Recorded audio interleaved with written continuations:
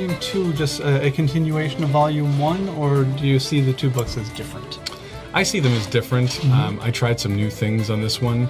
A lot of times in the first book tour, people would say, how did you get to write?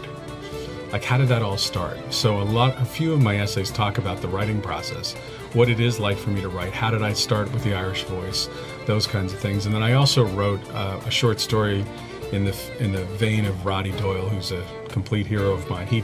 For those of you who don't know who Roddy Doyle is, he just is this great Irish writer that drives story almost exclusively with dialogue. And he wrote The Commitments. The Commitments, you the probably know Van. The Commitments movie, yeah. The Commitments and the Van and the Snapper. He wrote all those, and of course they became great movies in the 90s.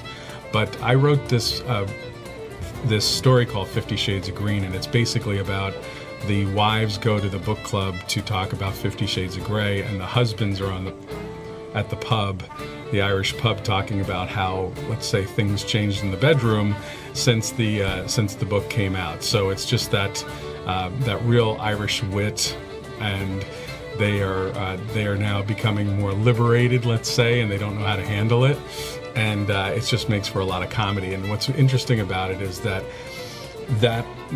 story almost exclusively came from barbecue conversations I had over the summer. I mean, I literally would come home laughing from some of the stories that went on, and I would literally just go home and write it out,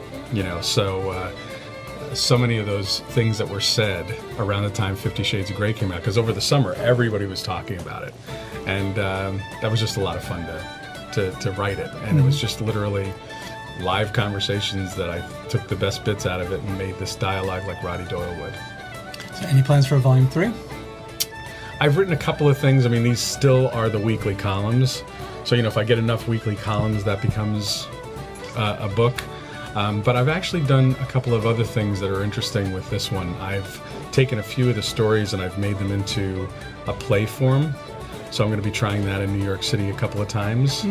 I actually tried to look my hand at stand-up during a Sandy benefit. So with This Is Your Brain on Shamrocks and the .com at the end of it, you can find out all those goings on.